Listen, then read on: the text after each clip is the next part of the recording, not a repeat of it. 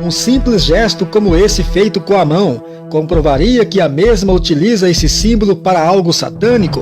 Porque imagens como essas, que imita símbolos usados principalmente pela maçonaria, aparecem sendo feitas por cantores evangélicos? Há um significado por trás? Qual o propósito de usar esses sinais? De fato, teria a igreja evangélica envolvimento com a maçonaria? Salomão Gisburg é famoso por ter criado um cantor cristão, inário adotado em maioria das igrejas evangélicas. Só para começar, Salomão Gisburg era maçom declarado. No final do século XIX, a reação católica aos protestantes era extremamente hostil, e Salomão Gisburg estava em Jacobina, no centro-norte baiano, pregando o Evangelho de Jesus, quando de repente uma multidão de pessoas armadas com punhais cerca o missionário, e ele, sem saída, ora pedindo livramento a Deus, quando um pensamento lhe vem de súbito: seria possível que neste lugar tenha um irmão maçom? Sem pensar duas vezes, Salomão Gisburg, que era protestante maçom, faz um sinal da maçonaria e num instante alguns homens o cercam, conduzindo-o a uma das melhores residências da cidade. Esses homens maçons protegeram e livraram o missionário Salomão Gisburg da multidão que queria matá-lo. Este é apenas um caso de ajuda maçônica que aconteceu na vida do missionário batista Salomão Gisburg, e este registro encontra-se no livro Um Judeu Errante no Brasil, datado do ano de 1932. Ao darmos atenção a esse episódio, nos surgem algumas dúvidas. Por que Salomão Gisburg fez um sinal supostamente com a mão? Por que somente através de um sinal é que alguns homens maçons resolveram ajudar Salomão, o protegendo da multidão enfurecida? E por que os maçons o ajudariam? Qual o propósito por trás? Queira você aceitar ou não, mas a influência maçônica sempre existiu em meio à sociedade, e sempre esteve comprovadamente na fundação de alguma das mais importantes igrejas evangélicas do Brasil. E por que isso? Bom, tudo tem uma explicação. O fato ocorreu assim. A Igreja Católica sempre esteve no topo das religiões, considerado o maior poder religioso que já existe. Porém, aos olhos da maçonaria, começou a ser vista como conservadora e atrasada. E como os maçons têm uma função de inovar, melhorar cada vez mais a sociedade, eles viram o protestantismo como um ótimo instrumento contra o poder da Igreja Católica. Se voltarmos no tempo, percebemos que desde séculos atrás, a maçonaria e a igreja evangélica estão envolvidos, tanto que a influência maçônica entre os protestantes foi tão significativa que no ano de 1903 ocorreu um cisma na igreja presbiteriana, e como os evangélicos tinham total apoio da maçonaria para difundirem um evangelho que ia contra as doutrinas da igreja católica, assim como fez com os templários, a igreja católica logo tratou de demonizar os maçons, demonizando também os evangélicos, que seus ensinamentos eram uma maldição para o povo.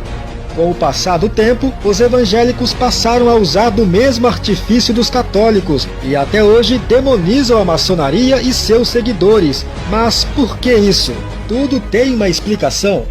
O fato é que atualmente os evangélicos despertaram e descobriram que a maçonaria e a Igreja de Jesus Cristo não têm nenhuma similaridade, são opostos entre si, e um cristão que conhece a verdade do Evangelho não pode fazer parte de dois segmentos contrários ao outro, terá que renunciar a um, conforme diz a Bíblia: não vos ponhais debaixo de um jugo desigual com os incrédulos, pois que sociedade pode haver entre a justiça e a iniquidade? Ou que comunhão tem a luz com as trevas? Um outro detalhe também é o famoso cabeça de bode, muito usado na maçonaria como símbolo, e se olharmos para a Bíblia, este é um símbolo de zombaria e escárnio em oposição ao Cordeiro de Deus, que é Jesus Cristo, sem contar que o bode é usado em diversos rituais de ocultismo. No satanismo, por exemplo, é um símbolo do demônio Amon.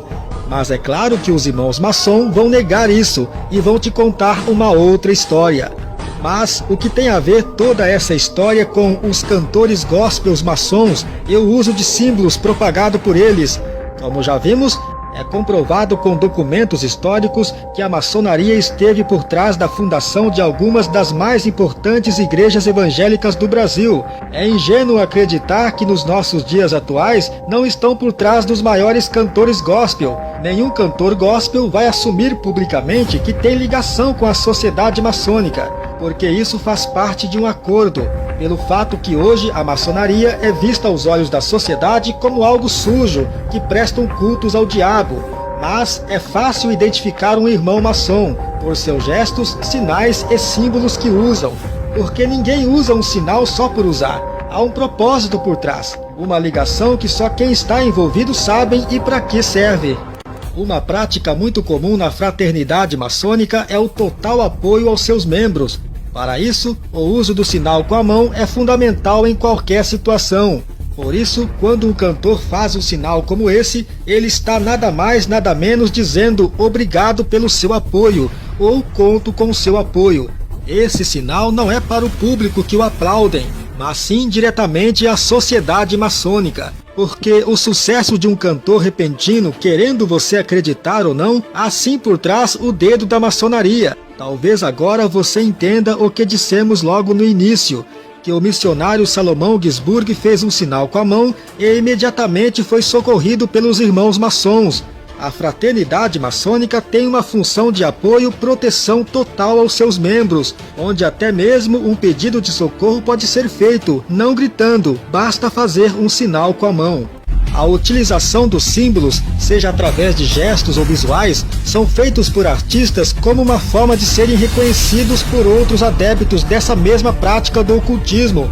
Não estamos afirmando que cantores como Aline Barros, Cristina Mel, Fernanda Brum, Thales Robertos e muitos outros são da maçonaria. Apenas estamos mostrando que existe semelhança clara nos gestos e sinais que fazem nas imagens. Porque eles, sendo pastores, com certeza sabem disso, porque todos os pastores sabem reconhecer um símbolo maçônico.